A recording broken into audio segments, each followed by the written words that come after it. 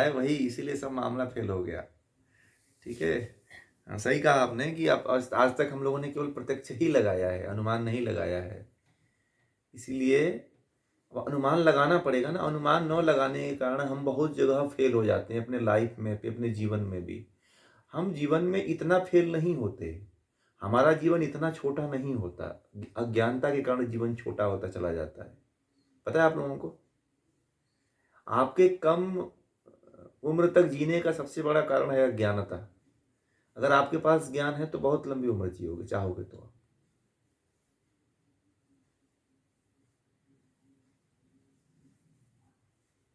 ठीक है।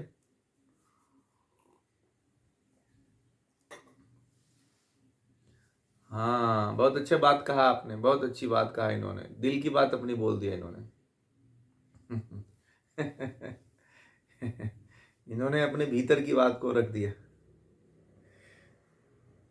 हाँ हाँ, देखिए पूरा ये प्रयोग बता रही हैं कि ऐसे ही लोग अनुमान लगाते हैं। ठीक है। तो ये इसी का, अब इसका जो सकारात्मक रूप है उसको अब डेवलप करिए अपने भीतर, कि हमें थोड़ा सा ऊपर उठ करके अनुमान लगाना पड़ेगा, तो हम उस ब्रह्म तक, सत्यता तक पहुंच पाएंगे, उस ब्रह्म को जान पाएंगे, उस ब्रह्म को सीख पाएंगे, महसूस कर पाएंगे, अनुभूत कर पाएंगे। प्रत्यक्ष और अनुमान की बहुत बड़ी भूमिका है ईश्वर की अनुभूति में। क्योंकि देखिए, अनुमान प्रमाण की आवश्यकता क्यों पड़ती है, ध्यान से सुनिएगा मेरी बात को। अनुमान प्रमाण की आवश्यकता इसलिए पड़ती है कि आपका जीवन इतना बड़ा नहीं है। ध्यान से सुनिएगा, आपका जीवन इतना बड़ा नहीं है कि हर चीज आप प्रत्यक्ष से कर लोगे। अगर हर चीज का प्रत्यक्ष करने निकलोगे तो कितने उम्र जियोगे बताओ। क्यों? इसलिए कई चीजें तो अनुमान लगा करके व्यक्ति आध्यात्म में आगे बढ़ जाता है। ठीक है। जो बुद्धिमान होता है, जो धैर्यवान होता है, वो अपने जीवन को हर समय एक्सपेरिमेंट के धरातल पे नहीं रखता है। अनुमान और शब्द प्रमाण के द्वारा नदी को लांघ जाता है, समुद्र को फांग जाता है। ठीक है।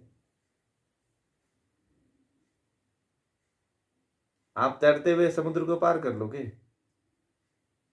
नहीं पार कर पाओगे।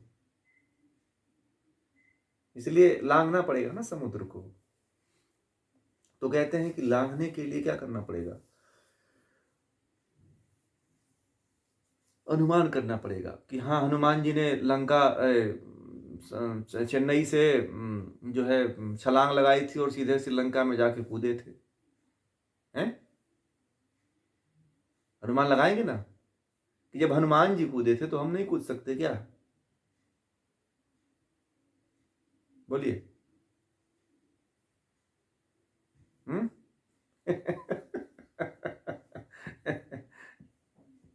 भाई, हमें तो दूसरे से भी उदाहरण लेना है ना, अनुमान तो लगाना पड़ेगा। जैसे मान लीजिए कि एक, हमें पत्थर फेंकते हैं ना, हम एक जगह पत्थर फेंकते हैं कि देखिए हमारा जैसे कि एक कहानी बताऊं, इंजीनियर होता है ना, इंजीनियर, तो साधारण आदमी वैसे ही चला जाता है, इंजीनियर होता है अनुमान लगाता है सबसे पहले। तो एक पहले वो क्या लेगा, स्केल लेगा, नापेगा कि पानी कितना है। ठीक है। नाप के आगे फिर देखेगा कि पानी कितना है। फिर वो सोचता है कि तब अब चलना चाहिए, अनुमान लगाता है कि जब इतनी इसकी गहराई, किनारे पे इतनी गहराई है तो अंदर गहराई होगी। फिर अपने शरीर को नापता है कि मेरी कितनी लंबाई है। फिर पानी की औसत को देखता है, उसकी जमीनी स्थल के धरातल को देखता है, फिर नदी में पैर रखता है। तो बिना अनुमान प्रमाण के होता है क्या?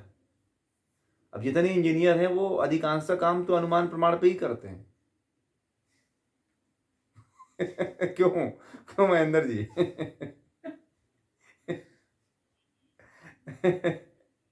हाँ, है कि नहीं अनिल जी? है कि नहीं? आप तो टनल में काम करते हैं। आप तो इसका सबसे अधिक उपयोग करते हैं अनुमान प्रमाण का। नहीं तो कितने कितने उसमें मर जाए वो मजदूर। हम्म। बिना अनुमान का तो आप लोग काम ही नहीं कर पाते हो। आप लोगों के लिए तो सबसे महत्वपूर्ण प्रमाण है अनुमान प्रमाण। जितने इंजीनियर लोग हैं, इंजीनियर लोगों का सबसे बड़ा हथियार अनुमान प्रमाण ही है। ठीक है।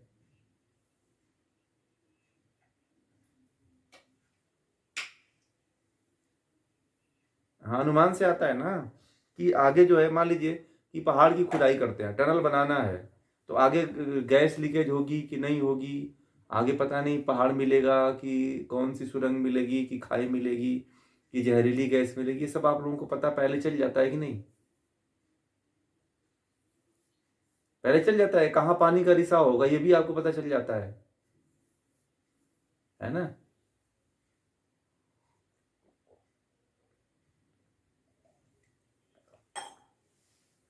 अब कई इंजीनियर तो ऐसे हैं, मैंने सुना है कई इंजीनियर ऐसे हैं जो अपने नाक से सूंघ करके और हाथ से टच करके बता देते हैं कि ये गलत, यहाँ पे ऐसा होगा। हम्म।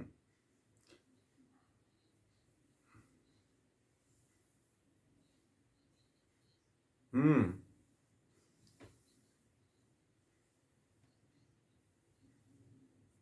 तो तो वही कह रहा हूं कि अनुमान प्रमाण का कितना बढ़िया रिजल्ट आप लोग दे सकते हो बिना अनुमान प्रमाण के। देखिए, ये 3 प्रमाण जो है, जब तक आप संसार में रहोगे ना तब तक इसका प्रयोग करोगे आप। और इसका प्रयोग आपको ईश्वर के साक्षात, अगर इसका प्रयोग आप लोगों ने समझ लिया तो जीवन को समझो कि बहुत आगे। स्वामी राम सुखदास जी का नाम सुना है आप लोगों ने? स्वामी राम सुखदास जी थे, ऐसे संत हुए हैं, अद्भुत संत हुए हैं। स्वामी राम सुखदास जी कहते थे कि 3 प्रमाणों का प्रयोग जिसने करना सीख लिया, 3 प्रमाणों को जो समझ लिया, वो समझो कि भव सागर से तर गया। क्योंकि कहते थे कि ये नाव है जो आपको संसार में बैठाती है और ब्रह्म के घाट पे ले जाकर के उतार देती है।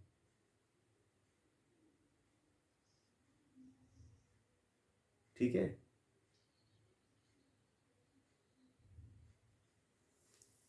नहीं, साधक संजीवनी लिखा है श्रीमद् भगवत गीता पे। रामायण भी इनकी है, जिन्होंने बहुत ज्यादा इस पे व्याख्यान दिया हुआ है रामायण पे। तो और मैं कहता हूँ ना कि स्वामी राम सुखदास जी को एक बार पढ़िएगा आप लोग। 2 रुपए की पुस्तक आती है गीता प्रेस गोरखपुर में, एक संत की वसीयत।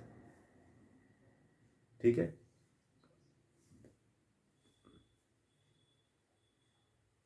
एक संत की वसीयत, उस पुस्तक को हमने बहुत बंटवाया, बहुत बंटवाया। 2000, हाँ, 2 या 5 रुपए की पुस्तक है वो। आप मंगाओगे गीता प्रेस गोरखपुर से तो थोक में मिल जाता है वो। और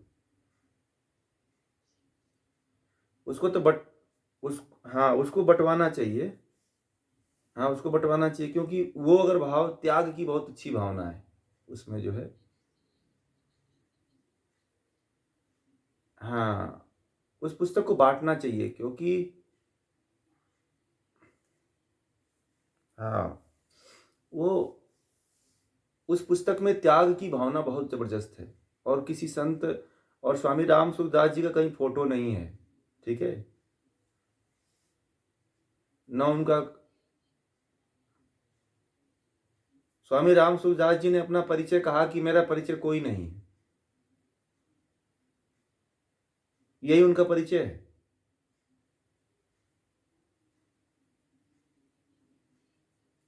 वो ये भी कहते हैं कि मेरा परिचय न मेरे क्षेत्र से, न मेरे स्थान से, न मेरे कपड़े से, न मेरे वस्त्र से, न मेरे जगह से, कहीं से नहीं होना चाहिए। उनका ये,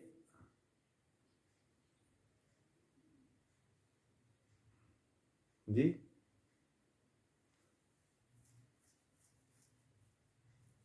वो कहते थे कि मेरे बारे में मत जानो, मेरा यही परिचय है।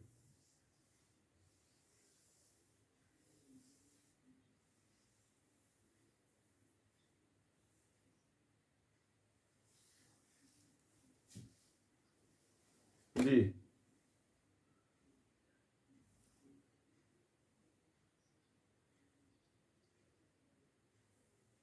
मन की शांति कैसे जाएगी? आप सही अनुमान लगाओगे तो मन की शांति कैसे जाएगी? आपको सब अनुमान थोड़ी लगाना है, सब जगह अनुमान नहीं लगाना है ना। अनुमान तो इसलिए लगाया जाता है कि आपकी यात्रा, मैंने क्या कहा कि यदि अनुमान का प्रयोग आप करते हो तो हर चीज को प्रत्यक्ष करने की आवश्यकता नहीं है।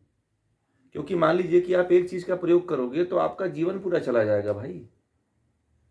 आप मान लो कि आप किसी कंपनी के प्रोडक्ट का आप सेवन कर रहे हो, फिर अगले दिन दूसरे कंपनी का, एक महीना दूसरे कंपनी का प्रोडक्ट सेवन करोगे, तो ऐसे तो हजारों कंपनियां हैं। तो हजारों कंपनियों के प्रोडक्ट को आप पूरे जीवन भर सेवन कर पाओगे, टेस्ट कर पाओगे? नहीं कर पाओगे। इस तरह से तो लाइफ खत्म हो जाएगी ना आपकी। तो क्या करोगे कि एक कंपनी का आप यूज करके ये अनुमान लगा लोगे कि सारी कंपनियों का सामान ऐसे ही होगा। बात समझ में आ गई? तो फिर आपने 1000 कंपनियों में से 900 कंपनियों के प्रोडक्ट के बारे में आपने जान लिया अनुमान प्रमाण से, तो आपका 900 दिन कम बचा कि नहीं बचा? इसीलिए अनुमान प्रमाण से यहाँ पे द्वंद्व, मतलब समस्या कैसे होगी बताइए आप तो समुद्र। हाँ, उस तरह से तो आपका पूरा लाइफ चला जाएगा भाई। अनुमान नहीं लगाएंगे तो पूरा आपका लाइफ खत्म हो जाएगा, एज खत्म हो जाएगी। अनुमान लगा करके फिर आगे बढ़ा जाता है ना, ठीक है। नहीं तो फिर तो आप एक ही जगह पे पड़े ही रह जाओगे। समय इतना कहाँ है आपके पास? उम्र, हर दिन आपको मौत के करीब जा रहे हैं, आपकी सीमा जा रही है। तो जी,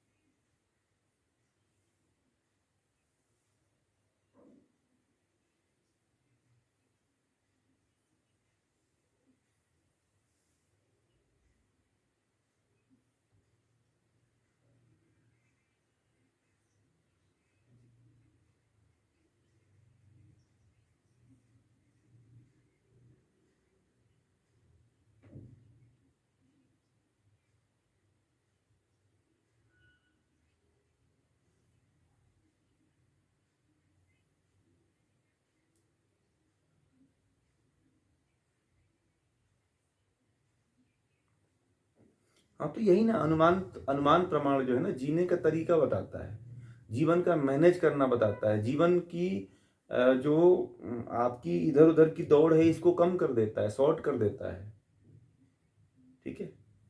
अब चलिए देखिए, अब इन्होंने कहा कि इसके द्वारा जान सकते हैं। फिर दूसरा उन्होंने कहा कि यदि सृष्टि के बारे में जानना है तो सृष्टि की उत्पत्ति कैसे, सृष्टि की उत्पत्ति कैसे हुई, ठीक है, कौन किया, इसके बारे में पता लगा करके आप अनुमान लगा सकते हो, ठीक है।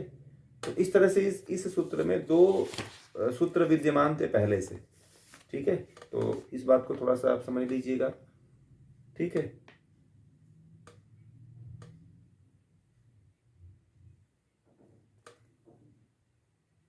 एक और सूत्र है 29वां जो है, अतएव च नित्यत्वम। थोड़ा सा है, बहुत छोटा सा सूत्र है, इसलिए इसको ले लेते हैं। कि अब इसमें है, इस सूत्र में यह है कि इसी कारण जिससे कि परमात्मा से वेद की उत्पत्ति हुई, वेद नित्य है, वेद में परमात्मा के कर्मानुरूप उसके नाम का विधान है, अतः शब्द में विरोध नहीं है। मतलब इसमें ऐसा है कि वेद जो है शब्द प्रमाण है, और वेदों में जो है ईश्वर परमात्मा के कर्म के अनुरूप उसके नाम को बताया गया है। वेद जो है ईश्वर के असली नाम की व्याख्या करता है। ईश्वर के जैसे कर्म हैं उस तरह से ईश्वर के नाम वेदों में आए हुए हैं। जैसे ईश्वर का एक नाम है न्यायकारी, तो ईश्वर क्या करता है? न्याय करता है, इसलिए ईश्वर का नाम न्यायकारी है, क्योंकि वह हमारे जो जीवात्माएं हैं उन जीवात्माओं के कर्मों का फल देता है, पाप पुण्य कर्मों का फल देता है, इसलिए ईश्वर का नाम न्यायकारी है। और एक नाम है कि ईश्वर जो है पालन करता है। पालन करता मतलब कि प्रकृति और जीवात्मा दोनों का पालन करता है, इसीलिए उसको ईश्वर को पालनहारी या पालनकर्ता कहा गया है। ठीक है, तो ये सब कहाँ प्रमाण है? ये सब वेदों में है, शब्द प्रमाण में है। ठीक है, तो यहां से भी आप कर्म के रूप में देख सकते हो कि ईश्वर जो है क्या है? परमात्मा जो है नित्य है। क्या है? वेद नित्य है, मतलब वेद क्या है? वेद सदा से है, शब्द प्रमाण सदा से है। जब से सृष्टि की उत्पत्ति हुई है तब से वेद है। ठीक है, और तब से वेद है, और तब से जो है यह बात ईश्वर के गुण कर्म स्वभाव के आधार पर ईश्वर के नाम का वर्णन किया गया है वेदों में। क्लियर हुआ आप लोगों को? मतलब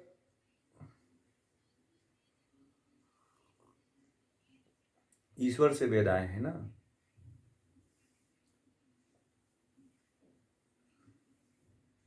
तो उसी में उसके प्रमाण हैं। ठीक है, वो शब्द प्रमाण में चला जाता है।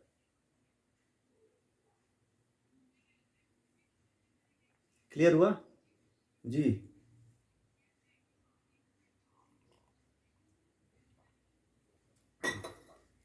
तो अगर परमात्मा के जो कर्म है ना, उस कर्म के आधार पे ईश्वर के नाम का विधान वेदों में है, जो शब्द के रूप में विद्यमान है, शब्द प्रमाण के रूप में जाना जाता है। कर्म के आधार पे ईश्वर के नाम है, इसको शब्द प्रमाण के आधार पे वेदों में बताया गया है। ये इस सूत्र का तात्पर्य है। बस इसमें यही है, बहुत ज्यादा कुछ नहीं है, इसलिए मैंने इसको ले लिया। ठीक है, इसमें बहुत ज्यादा लंबा समझाने की जरूरत नहीं है।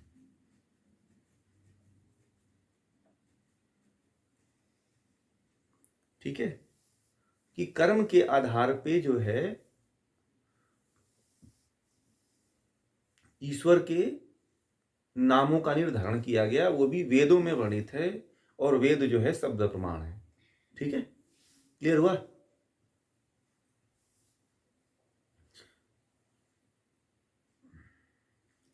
कर्म के आधार पे ईश्वर के नाम वेदों में वर्णित हैं, और उसको शब्द प्रमाण के नाम से जाना जाता है। जितने नाम हैं ईश्वर के, वो कहां पे वर्णित हैं? वेदों में है ना। आप लोग जितने मंत्र बोलते हो, जितने आपके देवी देवता हैं, उनके सबके नाम वेदों में हैं। और आज से नहीं, जब जब आपके भगवान नहीं बने थे तब से वेदों में नाम उनके हैं। जैसे विष्णु है, तो विष्णु के नाम अनादिकाल से वेदों में है।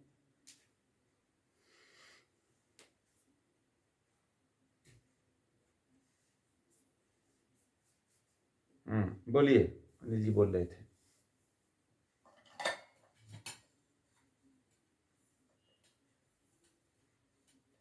जी,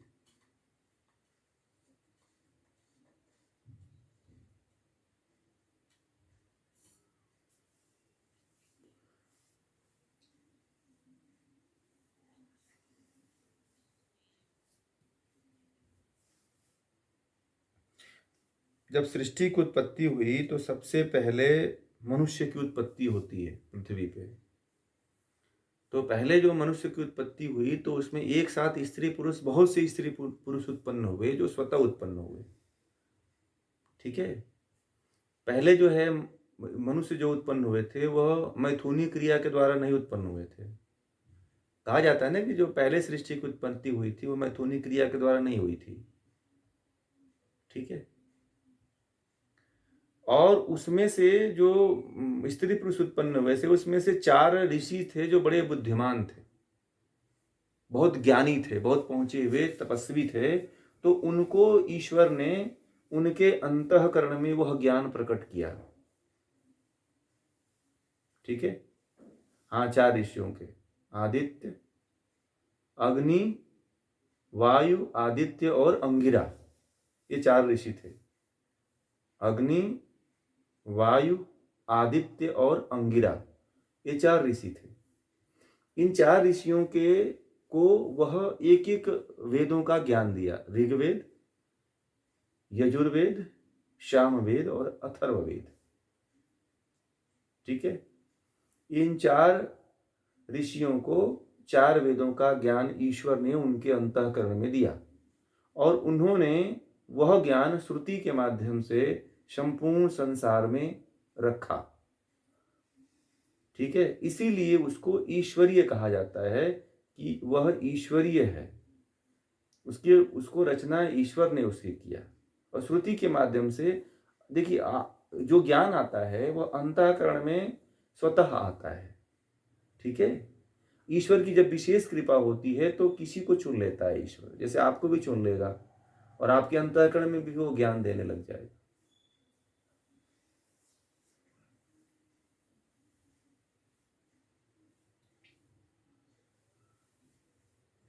लिखित स्वरूप बाद में आया है, ये तो बहुत जल्दी आया है। मतलब पहले सब श्रुति तो गुरु शिष्य परंपरा में होता था, ये ज्ञान, वेदों का ज्ञान जो होता था वह गुरु शिष्य रूप में आता था, तो श्रुति के माध्यम से था, बाद में स्मृति बन गया ये। अभी जो हम लोग पढ़ रहे हैं वो स्मृति पढ़ रहे हैं। हाँ, जो वो स्मृति बन गई, याद बन गई है, वो लिखा हुआ हो गया वो।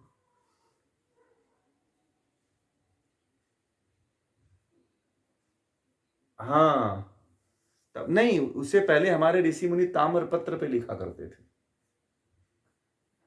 ठीक है, हाँ, पा हाँ, सब वेद राग में गाते थे, सब सब टोटली वेदों का जो, हाँ, हर वेद का अलग अलग राग है, उसको अलग अलग राग में गाते हैं। साउथ में गाते हैं अभी भी। नहीं, साउथ में, हाँ, उड़पी में है अभी आपका, साउथ में बहुत से जो बड़े बड़े वेदों के विद्वान हैं वो ऐसा ही गाते हैं अभी उसको, मंत्रों को।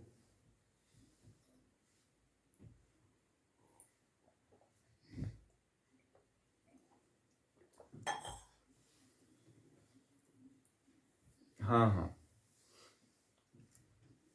अलग से ही उसको अलग से पढ़ा जाता है, उसके पढ़ने की प्रक्रिया अलग है, सुनने की प्रक्रिया अलग है। उसको आप पहले श्रुति रूप में था वो, अब वह स्मृति रूप में हो गया। ठीक है, तो ऐसे वेदों की उत्पत्ति हुई थी। और मानव की उत्पत्ति जो है, एक साथ बहुत से मानव उत्पन्न हुए थे, और जहाँ पे सबसे पहले मानव उत्पन्न हुए थे वह स्थान भारत में था, जिसको आज तिब्बत कहा जाता है। से इस दुनिया में सबसे पहले मानव की उत्पत्ति तिब्बत क्षेत्र में हुई थी। कहाँ पे, नोट कर लीजिएगा। हाँ सबसे पहले मानव की उत्पत्ति तिब्बत क्षेत्र में हुई थी, और वहीं से पूरा जो है संपूर्ण जगह जो है, मनुष्य जो है पूरे विश्व में फैले वहीं से। ठीक है, और जितने ये आपके विदेश है ना, यूरोप, अमेरिका आदि, कनाडा, ये सब जो जितने देश बने हुए हैं, रूस, ये सब जो देश बने हैं सब महाभारत काल के बाद बने हैं। महाभारत महाभारत में जो युद्ध हुआ था, विध्वंसकारी युद्ध हुआ था, उसी में से जो है सब भाग करके, कोई यहाँ से कोई वहाँ से, सब इधर उधर जा करके देशों में बस करके अलग अलग देश का निर्माण किए।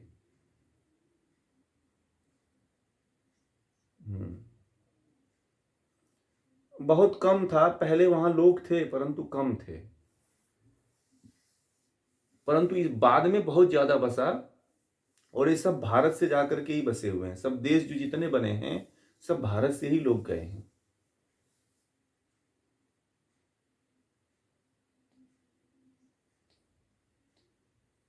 वो भारत अब चाइना ने कब्जा कर रखा है ना, परंतु वहां का राजा भारत की संस्कृति परंपरा को और मोदी जी को सबको समर्थन देता है। वो तो अभी आया तो था भारत में। दलाई लामा गुरु हैं वहां के, उसके उसके राजा अभी जल्दी कुछ दिनों बाद अभी आए थे भारत में।